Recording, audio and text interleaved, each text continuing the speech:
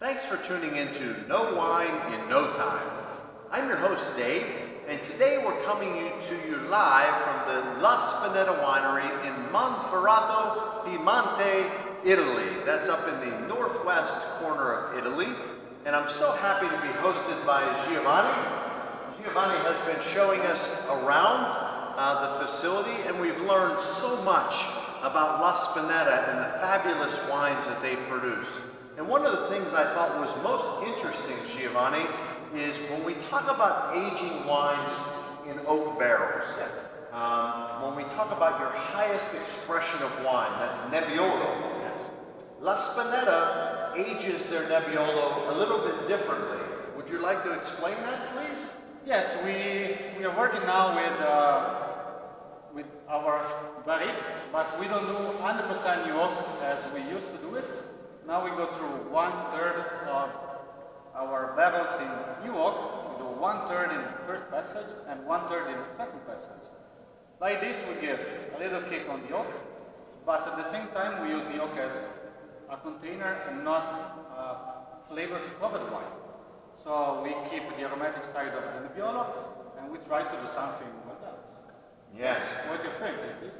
Oh, I tasted the wine and it's fabulous. When you think about Nebbiolo being such a strong, muscular wine, any muscular wine can hide behind wood a little bit. So yes. I really like what you're doing here with 1/3 new oak, 1/3 first pass, 1/3 second pass on the aging, and then recombining prior to bottling. I think it gave it an elegant smoothness that really made the wine stand out. It was fabulous. Yeah, it really was great. This is our goal, yes. Have structure, have strength, but at the same time the elegance that help the people to drink easy.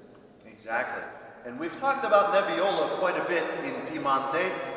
One thing that was interesting is Giovanni gave us new Nebbiolo to taste, new Barolo, 2013, and then he took us back 15 years and gave us an old vintage. And while the Nebbiolo was distinctively different, it stayed true to what its principles were. A tannic, muscular wine with a significant backbone and incredibly elegantly balanced product. So I thought it was great. But another thing I think that everybody finds interesting is, you know, Piedmont is an area that just has tremendous diversity. And in this trip we've tasted sweet wines like a Moscato d'Asti and very mature wines like a Barolo Nebbiolo. And that's one thing that's fascinating. Maybe you want to just talk a little bit about the varietals that you have here at La Spinetta. Yeah, we started with a very important Moscato d'Asti because it's the first wine we made here in this cellar. Giorgio started to work with quality in Moscato d'Asti, so it's very important also for the history of the cellar. And after that we grew up with Barbera d'Asti, second Barbaresco, Barolo. Now we are in Tuscany and we do also sparkling wines in Canelli in the Contratto wine. Very important from this area in Montferrato here for us is the Barbera d'Asti because it's our important red wines.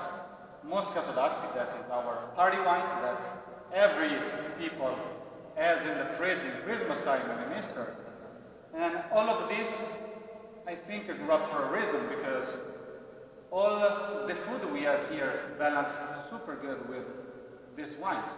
So we have the sweet that stays good with the hazelnut. Moscato is perfect with hazelnut. And we have the Barbera that stays good with our pasta dishes. And we have the Nebbiolo, Barolo, Barbaresco that is amazing with our second course is the meat. So it's many things in a small area and it's amazing. Also, the good thing of Piedmont is we have the shape of the hills, you can see it traveling. We are all different, so a difference in exposure, different altitude, different soil. So every shape has a microclimate different that makes the wine different. So it's an opening word. Absolutely. You know, Giovanni, you said it so eloquently. I've used the line many times, if it grows together, it goes together. Exactly. And you talk about the divine plan, and when we think of Piemonte type of cuisine and the wines that come from here, they just work perfectly together. One final thing I'd like to ask you about. The symbol of La Spinetta wineries is a rhinoceros. You see this on every single wine label, but the Barolo, where you see the lion, the king. But getting back to the rhinoceros, I think it's very interesting why your founder, Giorgio Ravetti, picked the rhinoceros. Yeah, because first Barbaresco was 1995. It was very hard. What he told me was pretty hard also to get this piece of land. So in the label you will see also the name Bursiu, that it's our Piemontese dialect that means wanted with strength. The wine was pretty strong, and Giorgio had kind of time to think about what to put on the label because Barbaresco is 3 years of age in total. So the wine was pretty strong. It was a little bit aggressive.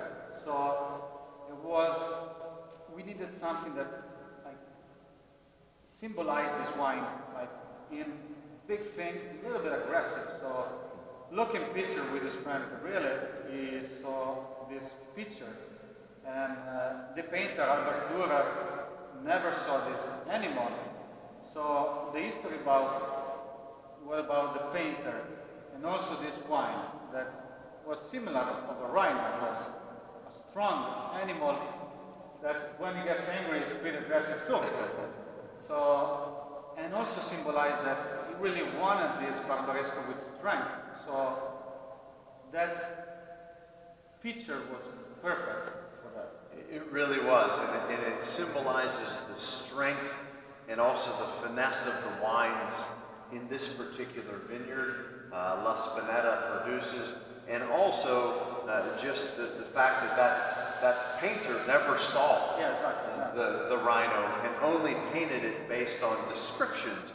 And we think about the romanticism of wine and how it means different things to different people. I just thought it was a great story. Yeah. So I want to thank you so much, Thank you so much, Giovanni, for having us. Thank you for coming to visit. I want to thank everybody for tuning in to our visit to La Spinetta, and I ask you to please tune in again, and soon you'll know wine in no time.